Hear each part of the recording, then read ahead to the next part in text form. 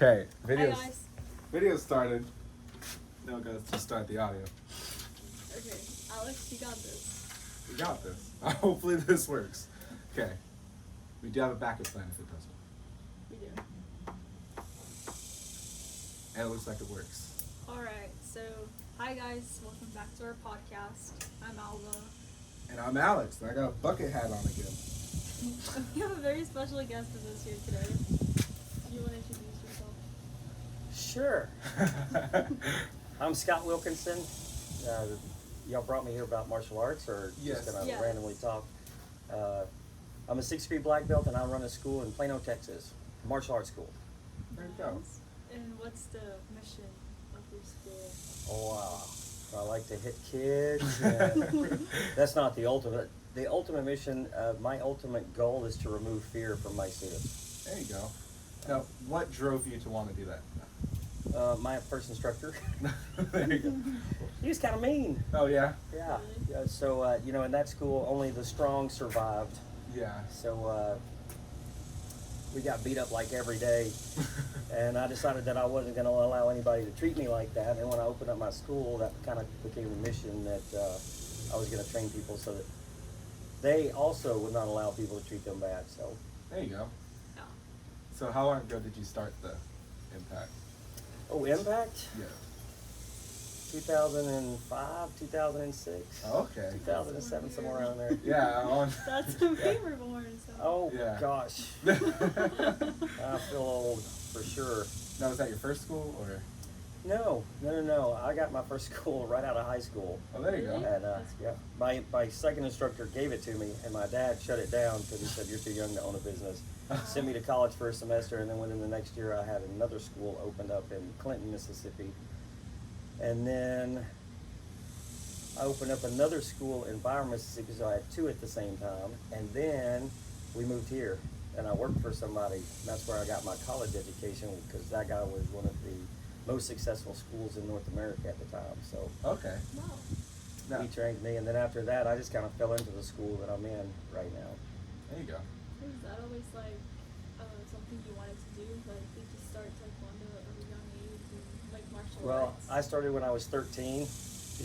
My story is different than everyone else's. Everyone else seems to have been bullied or something like that, and I was never, I was never bullied. My parents didn't let me watch anything violent on TV, not even like the old Incredible Hulk with Lou Ferrigno, which if you ever watched that, all he did was throw people and flip cars. He was just a muscled up guy, so no CGI, it was just a bodybuilder. Yeah. And one day I was sitting in class, and a guy behind me was flipping pages, and I turned around and I saw this picture of this guy kicking straight up. Oh. And I said, "What is that?" And he said, "Karate." I'm like, "What is that?" Yeah. He said, "It's where people hit people." What? They do that? Yeah. So I stole that book from him that day. And then I hid it in my underwear drawer, and my mom found it and made me give it back to him. And then a few years later, she went back to work and put me staying with one of her friends who had a son that was close to my age, and he showed me throwing stars. Oh, yeah. Oh. I was like, "What is that? Oh my gosh!" And so I stole those from him.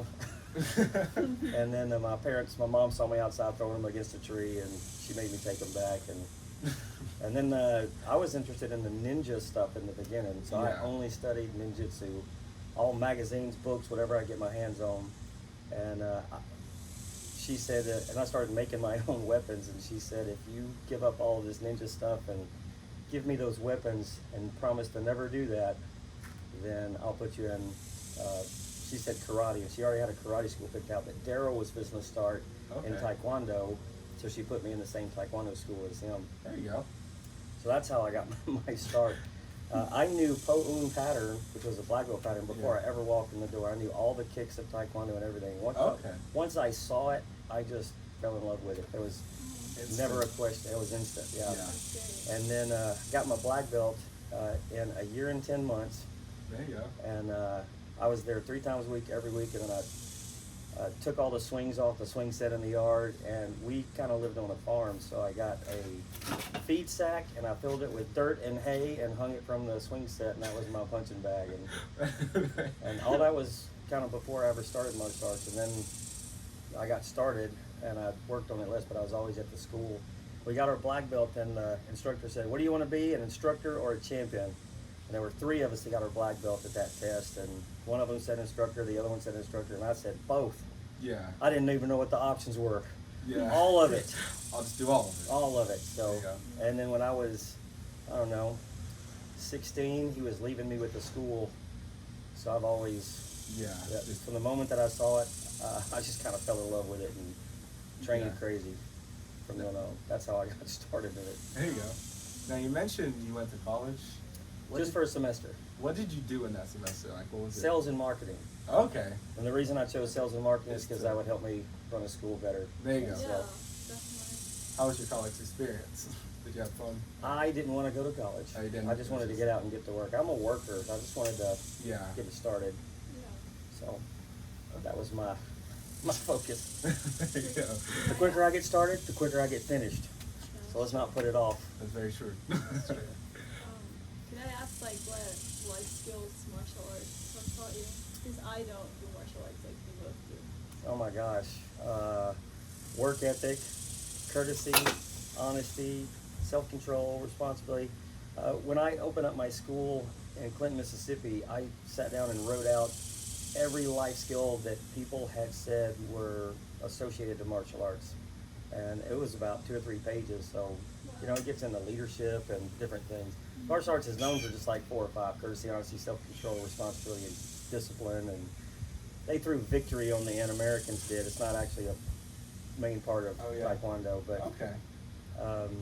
those were the main ones, and I defined them, and then I did a poll with all the parents to find out what they thought those words meant, and then I incorporated it into the curriculum. But a lot of times the adults, they throw words at kids like, you need to be more respectful, but they don't tell you what respect is. Yeah. Yeah. Or, you need to be more disciplined, but they don't tell you what discipline is. I figured if I'm going to do this for a living, I better be an expert at those. So it's a lot of life skills. Like I said, leadership, and then leadership has subcategories, and then you have courtesy, and it has a couple of subcategories, and honesty and integrity and perseverance and sticking with stuff, and courage, and it's a super long list, especially for instructors that really understand how that relates to martial arts.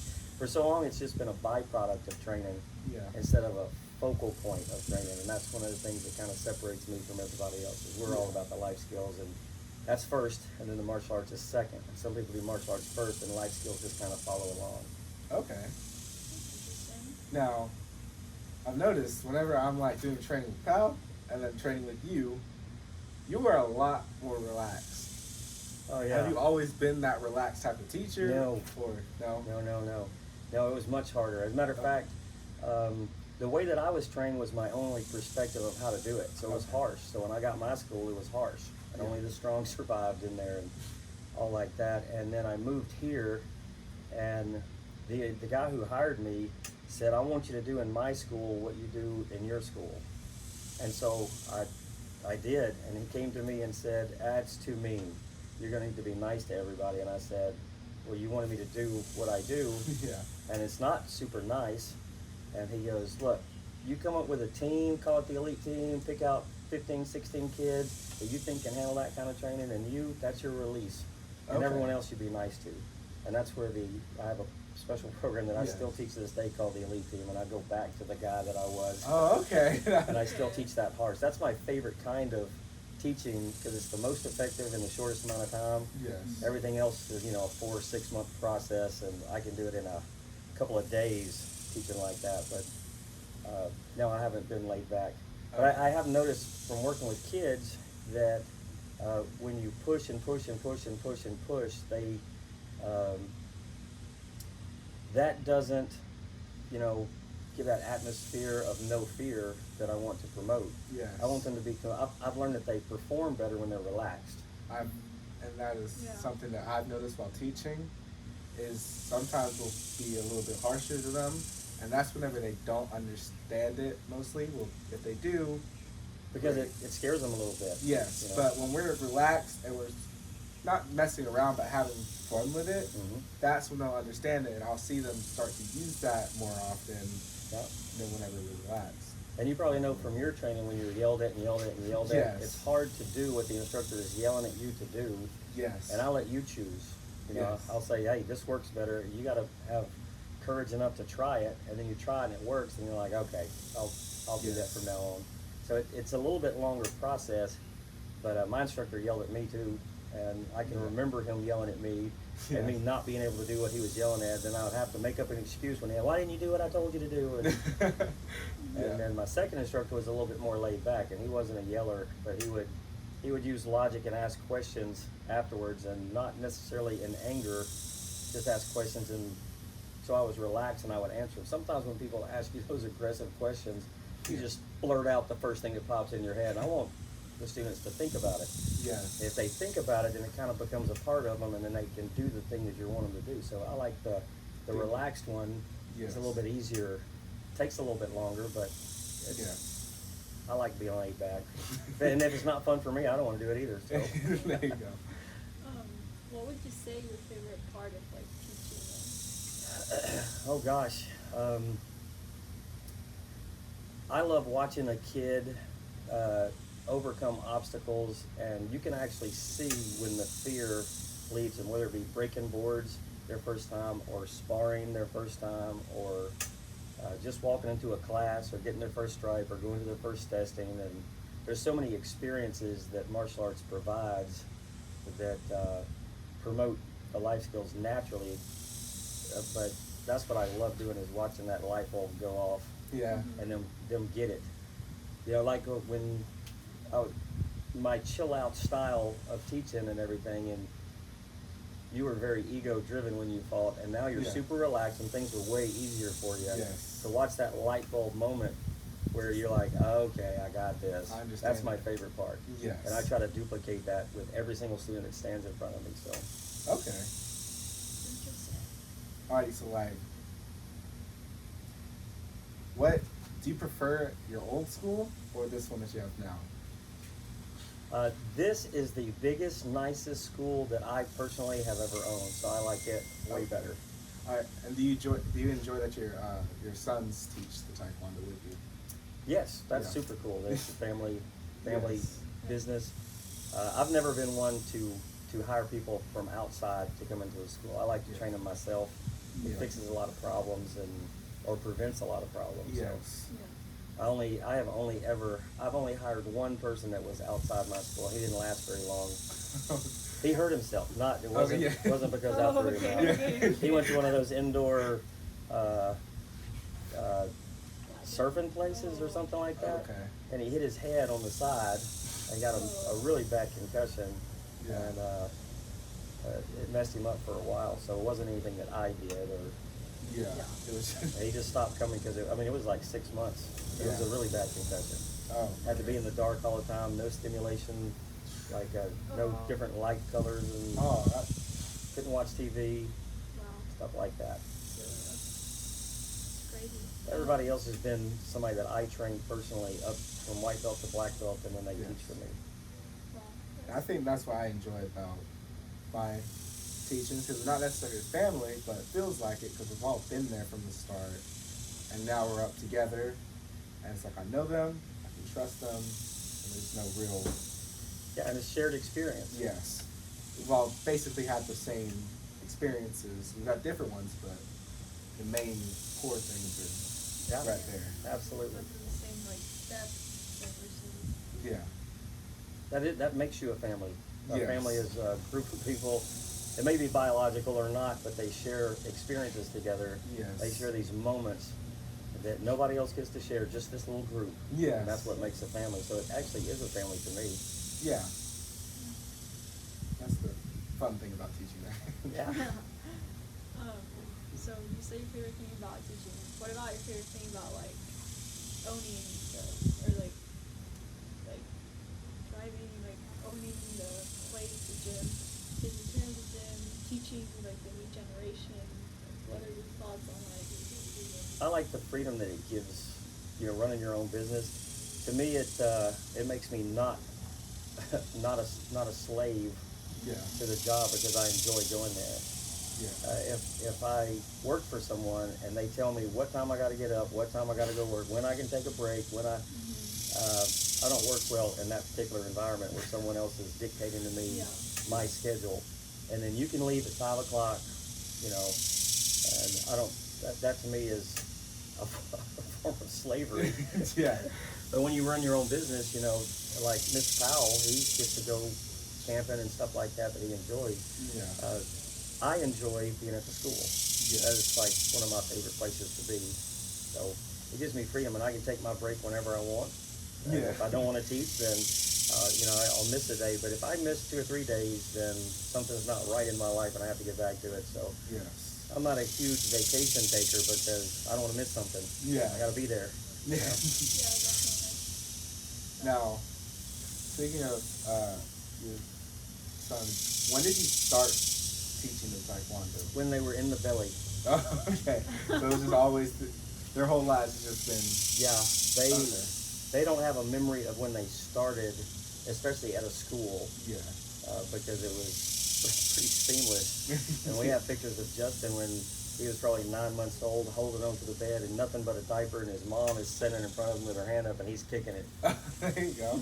So I used to tell people that I could put a board on her stomach when she was pregnant with him, and he could break it. That's when he started. Okay. Crazy. And Cameron too. Yes. Madison, my baby girl, she started a little bit later. Okay. A little bit more relaxed with her. Yes. Baby girls are different for their fathers than boys are. Yeah. Well, they were for me. So. Yeah. Yeah. What are some goals for your academy? Conquer the world.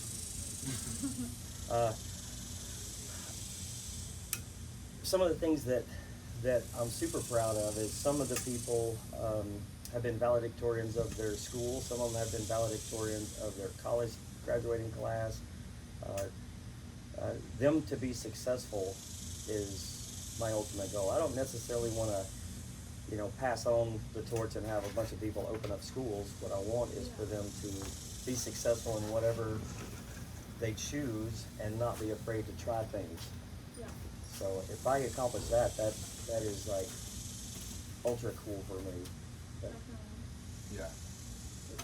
And how do you think your students handle Taekwondo with school? Do you think it helps them? Do you think martial arts in general helps students as a form of to release stress? Or yeah, absolutely. One of the things that I try to do is, with martial arts, it goes like this. A student comes in and they take their first class. In their first class, I make sure they get a stripe. And normally if we have real boards there, I have them break a board on the first day.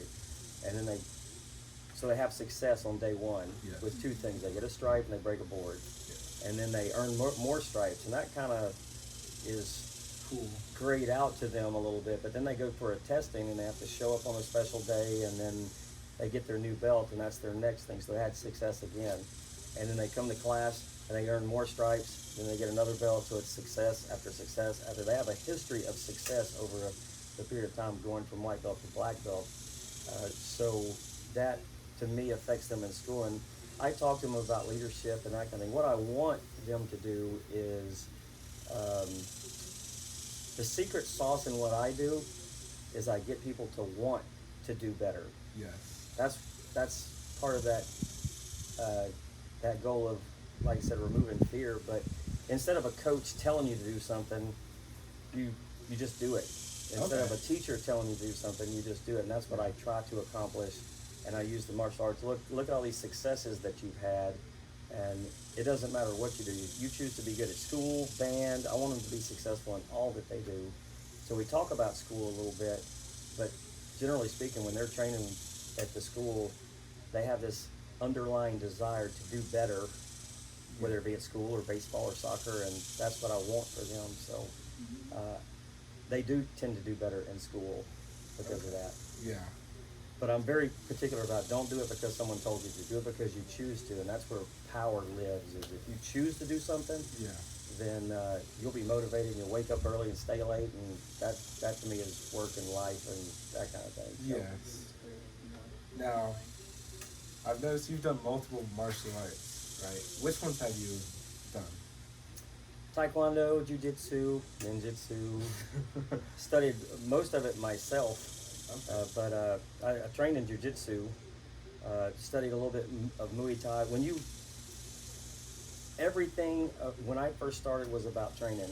Yeah. Everything was. So, like I said, I knew a black belt pattern before I ever walked in the door, and all of the fancy kicks, jumping up and spinning around, and all that kind of stuff.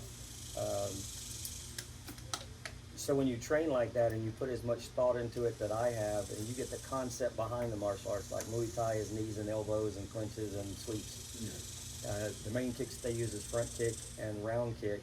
They don't really throw too many side kicks, but they'll clinch an elbow and knee and sweep the leg. So you take that from them because that's what they're known for. And then Taekwondo is known for kicking. Yeah. Boxing is known for hand techniques. So I studied boxing for a long time. Jiu-Jitsu is what if it goes to the ground. And really, once you get past that, I just need to know how to get somebody off of me that's on top of me. That's pretty much what you need from that style. And then martial arts is, what it means is military arts, so it's ranges. You have your gun or projectile weapon range, and then you have your long stick and your kicks, and you have your extended hand like a stick, and then you have your punches, and then you have your clinches, then you have your joint lock, then you have your ground fighting. So those are like the basic ranges. So Yeah. I studied the martial arts that deal in those ranges specifically. Yeah. And that's why I trained in them. Was I don't know what to do if I go to the ground. Which style is that? Jiu-Jitsu. Let's do that. There you go. Now, What if somebody grabs you? Oh, that's a joint lock. You gotta study. So it was going to seminars, going to camps. I never went to a school. Once I got the main idea behind it, you can pretty much make it up on your own. Yeah. I don't have to be bottle fed a lot of times. That's how I view it. Is if you train in jiu-jitsu for a long time, it kind of becomes a sport. Yes. Because it's almost exclusively on the ground, so that's what they're known for. So you study that to take that from them, and then you study Muay Thai to get the knees and elbow game down, because Taekwondo doesn't do some of that stuff, Yeah. There's no one style that's the best. Yeah. Now, what's your favorite one to do, if not? I love kicking. That's what I first fell in love with was Yeah. kicking. I love Taekwondo best. Yes. Okay. All right. Sorry? That's interesting. Yeah. I tried Taekwondo once. It was like bring a friend week. Oh, yeah. So Right. I went with him to a practice. It was pretty interesting. And You don't truly have fun till you kick somebody, and then you're like, oh, that's why they do that. and then I broke a couple boards, even though it took a while, because I was really scared of like going for it. But it was really fun. I enjoyed it. I can definitely see that you liked it. That's excellent. So. Now, real quick, outside of Taekwondo, what types of things do you enjoy? Fishing, hunting, outdoor Okay. stuff. Yeah. Yeah. I just got back from Denver, Colorado, and I thought I'd seen a mountain before, but I had never seen a mountain. Those are mountains. Yeah. So that was my first time. The only mountains that I'd seen were, I've been to the Smoky Mountains. Those are like hills. And then they say that there's mountains in Arkansas, but those mountains, they don't even hold a candle to what's in Colorado. Yeah. Yeah. I had my mouth open the whole time. Yeah. Whoa. There were elk on the side of the road, and chipmunks, and deer walking around everywhere. Just that in the city. Yeah. It was. We were in Estes Park. So Okay. I love seeing things like that. I love going places I've never been, Yeah. doing things I've never done. Yeah. That's what I really enjoy, that kind of thing. Do you like sports?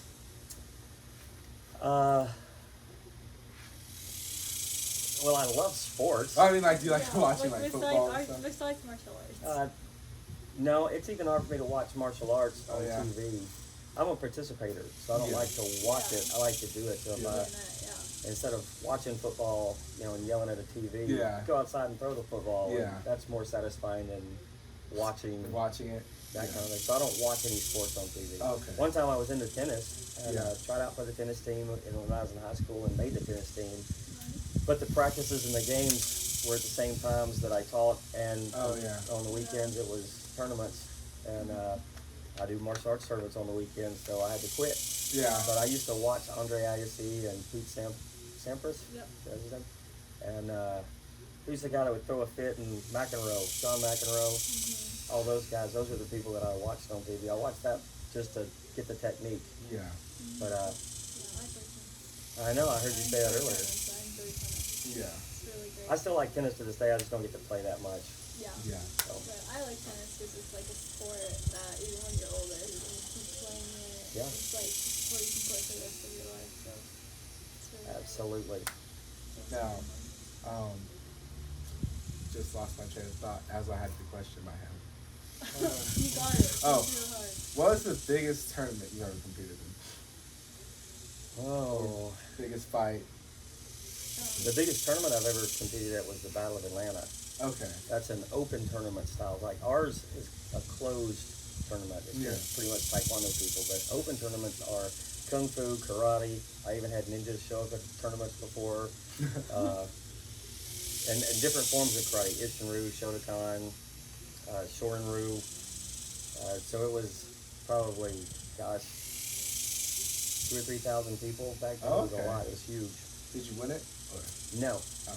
no. I got the best I ever did. It was the most proud I was of a third place. Okay, there you go. I still have that third place. Yeah. That's good. That's But good. the original Ninja Turtles. Okay. The one of the guys that played in the suit, that was Donatello.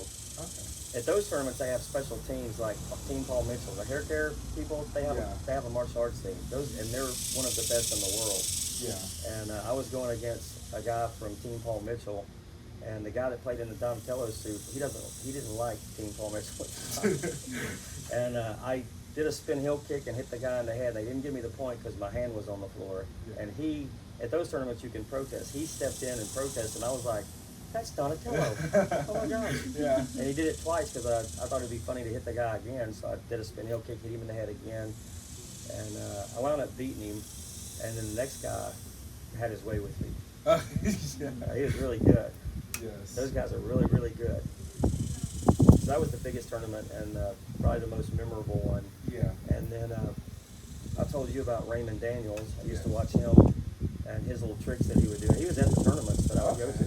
So I got to watch him when he was doing the sport karate thing before he Yes. went to full contact MMA. And Okay. Mr. Fuller even fought against Raymond Daniels one time. Oh, that's cool. He got tore up pretty much. But you get to say that you fought him, so. Yeah. He said, what do I do against him? First I said, I hope you don't get Raymond Daniels first. And sure enough, he drew Raymond Daniels first. He goes, what do I need to do? I'm like, I have no idea what to tell you with that guy. Have fun. Learn a lot. Do your best. Yeah, do your best. Just the fact that you get to fight him is a big deal. So Yeah. Yeah. Anyway, that was the biggest tournament that I've ever been Did you ever go overseas to compete? Not until we went to England Okay. the first time. Being from Mississippi, I didn't have those opportunities. When the team thing first started, I did a couple of tryouts, but Okay. they had a certain group. The tryouts were just to make people feel like they had a chance, but Yeah. they didn't really have a chance. That feels like with most like sports, like for high school sports and middle school sports right now. Seems like they already have The people picked. yeah. You can be one of those people, but you kind of have to brown nose a little bit. It doesn't really necessarily matter your talent level or skill level. So Yes. That's what I liked about Taekwondo is it's all you. yes, it is, and like your accountability wise, if someone on your team isn't feeling like they want to give their best today, that you can't really do anything about it, but you can control how you're going to perform this day. That's why I like about Taekwondo. I make my choices, and it's a little bit easier. But I also understand the team aspect of having to be able to understand and rely on other people. But Yeah. yeah. All right. This is a great episode. Thank All right. you for. Real quick, what is your biggest accomplishment? Oh yeah. Having kids, There you go. having kids of my own, that calmed me down some. Was having kids of my own Yes. and realizing that parenting is a little bit more challenging. You know, like it's easy to not take life seriously, and then when you have a baby, all of a sudden, especially from my position, I was like, oh my gosh, what am I going to teach them? What's important for them to know? How do they survive this life? What have I done? Yeah. You know, it was things like that. So that was, and then raising them up to where they didn't make any of the mistakes that I made. Yes. You know, growing up, that they were in fact better than me. That was that's my biggest accomplishment, that Yeah. they survived their childhood way better than I did. There you go. Also, who is your inspiration? Or do you have any inspiration? Your question. My first mentor was a guy named Bob West. He is the most unique individual I have ever met in my life, and I tried to raise my kids similar to how he raised his kids, and he helped remove a lot of fear that I didn't even realize that I had. So he was the most influential person up next to my dad Okay. that I ever had. Okay. So he's still the top mentor guy that I've ever had Okay. because of his uniqueness. And he was a low rank. He got his black belt under me, him and his son. And one day I walked into the school, just to give you an idea of, Bob West.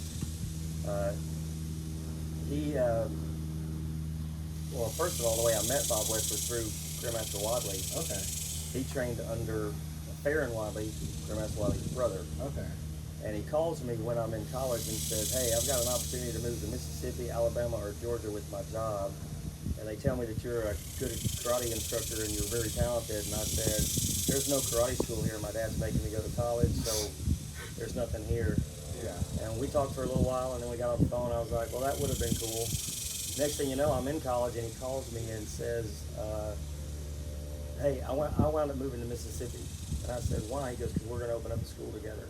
Okay. Yeah. That's how I met him. Yeah. He came and picked me up and go to his house, and he would feed me, and we would train. He had a room that didn't have any furniture in it, and I would train him and his son in that living room. Yeah. And then he would take me back to college, and we did that several times a week. Okay. And then one day, after we got the school open, he was sitting on the couch, and he had this sad look on his face, and I was like, what's wrong with you? And he said, when I got back from Vietnam, there were some things that I wanted to accomplish in my life, and the only thing that I accomplished was my black belt. I'm like, well, things like what? And he said, skydiving, bungee jumping, swimming with sharks, hang gliding. And I'm like, really? Those are extreme. Yeah. Yeah. I said, well, what would you like to start with? He goes, I don't know, skydiving, I guess. And so the next day he goes to work, and when I'm at the school, I call the local skydiving place in Mississippi and set up a date. It was in October. And I got about 9 students to go, and we all jumped out of a plane. He wound up doing it about 20 times. I did it about 15 times. I've always And wanted to do it. then he went on vacation and bungee jumped, and he got scuba certified, and he There you swam go. with sharks, and then he moved to Alabama and just gave me the school. And then when he was in Alabama, they have hang gliding, so he hang glided. Then he got into competitive shooting, then he got a motorcycle, and everything that he ever said that he was going to do, he did. There's very few people that I have met that, had this vision of what they wanted to accomplish and then actually did it, because you get out of college, you get married, you have kids, and then life happens, and then you veer off your path. You change jobs, your job requires you to work 60 or 80 hours a week, and then you just stop chasing what you said you originally wanted. And he was one of the only people, once we went skydiving, he just started making stuff happen like that, made it a priority. Yeah. So that's one of the reasons why he's such a strong mentor with me. Is I did most of those things with him. Yes. But not as on the scale that he did it though. Yeah. So, but still, he was an amazing person. He died about 3 years ago. Oh, okay. So But you got to do everything that he was yeah, wanting to do. he got into mountain climbing and rappelling and everything that you could imagine. It was a little bit extreme. He loved to learn. Yeah. And he's where I got that from, was he instilled that in me, a love for growth and learning and moving forward, and the difference between busy work and actual work. Yes. Busy work is where you're moving. You're not really accomplishing anything, but it feels like you're doing something. Yeah. And then, like, if you play tennis and you're just out there hitting the ball and you're doing stuff, but you're not working on your technique or your footwork or your serve, or To break it down. you got to break it down. That's right. And he was really good at breaking things down. And so I applied the things that he took me over, and I use it in everything. Okay. Whatever's complex, you can break it into smaller parts, and it's more manageable. Yeah. So he was the most influential person. Now, what are your future plans with Taekwondo? Do you have anything? I'm going to do it until I drop dead on the floor. There you go. I don't really, have a plan on retiring because I enjoy it too much. It's not something that I look for the date when I'm going to be finished with it. Yeah. So as long as I can talk and walk, I'm probably going to be teaching somewhere somehow. Yeah, it's always knowledge. Yeah. Now I have another question. This one's more for like Taekwondo people. Yeah. I remember you related like your dad's basketball to your Taekwondo. Mm-hmm. You like say that story again? Cause I put. Yeah, so Dad was a big time basketball. He's in the Mississippi Hall of Fame as one of the highest scorers ever. And so he was a history teacher and a basketball coach. And one of the things that he would do after every game, he would sit in his chair and he would run statistics. Yeah. Which I never played basketball because it took Daddy away from me. You know, he was focused like that. Yeah. And but I use that too because I'm focused the same way. Yeah. If it's something I'm interested in, I am all in 100% of the time. I don't waste movement. I do real work, not busy work. Anyway, he's sitting there and he's going through how many fouls did and what people did that, and how many free throws did we shoot, and how many did we miss, and how many 3-pointers did we shoot, and how many did we miss, and how many 2-pointers did we shoot, and that gave him a method of what does the team as a whole need to work on in the practices the next week. Yeah. And so I would just look over his shoulder and watch him do it, and then I would go to tournaments, and sometimes I wouldn't compete, and I would sit up in street clothes and watch and video, and then I made up my own statistics for how many shots were fired, what kicks are they using in the sparring, and that's when I figured that's really just round kick and side kick and punches, and that's pretty much it. Yeah. And then I got to thinking, like, why have I ever lost if that's the only kicks that they're using? You know, and you start drilling on how to block those particular moves, and then you get really good at it, and then you start winning. Yeah. But I did the same statistics applied to martial arts that he did in basketball. Yeah. I thought that was very good. Yeah. I didn't know that was the thing. I had me a little spreadsheet and everything, and clipboard just like he did. And There you go. Now I have one more question. I've always wondered this, alright? And we're going to have Mr. Powell on in the future episodes, so. How did you and Mr. Powell end up meeting and then create this whole rivalry within school? Wait, there's a rivalry? we don't. Well, it's not necessarily a rivalry, but We don't actually have a rivalry. Well, I mean, yeah, I understand. love. Friendly competition. Yeah, friendly competition. I love Robert Powell. So it's not really a rivalry. Yeah. You know, I do things sometimes that will push him or give him an identity in the martial arts. Yeah. You know that, and he pushes me in the business part sometimes. Yeah. By always nagging me like a woman. I hope he listens to this. Yeah, also. But the way that we met is the school that I moved here to train at. It was one of the better schools, like I said, in North America. And he was just like a punk teenager and came in, and my instructor, his name is Rob Ellis. Him and Joel Scribner would train the junior team. The way the team thing started was they just only had a men's team. And the first men's team, I believe they went to Russia. And then a few years later, they came out with a junior exec team, and that was like 15, 16, and that's it. Yeah. So it was that, boys and girls, and then it was men and women, and that was all the teams. Yeah. So Powell got in there probably in 99 or 2000. Yeah. 2001, it was somewhere around in there. They came to the school to train. That's how I knew him. That was the first time that I met him. Did you spar him? I don't remember. Okay. I don't remember. Alrighty. Well, this has been like the best podcast we've had so far. So like, It's been great. Yes. Thank you for all your sharing this knowledge. You bet. I can talk about martial arts all day long. I'll have you on another time for Yes. some more of that. Yeah. Follow I've up. sparred him before, though. Did you beat him? We're gonna say it was a draw, but Okay. but he doesn't dominate me by any means. And Okay. I don't, you know those dumb jump away kicks that he does. He's never hit me with those. Alright. Spin kick. He's never hit me with those. There you go. Most of the time he hits me right in my block, and it knocks me back. But I don't normally hit him a lot either, so it's pretty equal. Okay. I've always told him, no, I'll spar you, but there's no girl to kiss or money on the line or trophies, so I'm not gonna try super hard. Yeah. I'm not gonna kill myself just for you, just because I have an ego. I'm here to have fun and spar and all like that. Now, this is for him. If y'all both took it like 100%, who'd win that? Me. There you go. Absolutely. Yeah. All right, y'all just sending that little bit out there. Yeah, he'll throw a kick and he'll look around and there's no one there, and then he'll feel a tap on the back of his head. Remember, I'm a ninja. So. There you go. That's true, that's true. That's very true. All righty, well, thank you for coming on. Thank you for coming on. Do you have anything you want to promote, or Huh? do you have anything you want to promote or anything? No. All righty. Well, make sure y'all subscribe for more. Yep, Listen just to us follow on our podcast. Instagram and more socials soon to come. Yep. All righty. Well, Alright. thank you for listening. Thank you guys. Bye. Peace. Peace. All right. Another successful episode. Peace. Bye guys. Adios.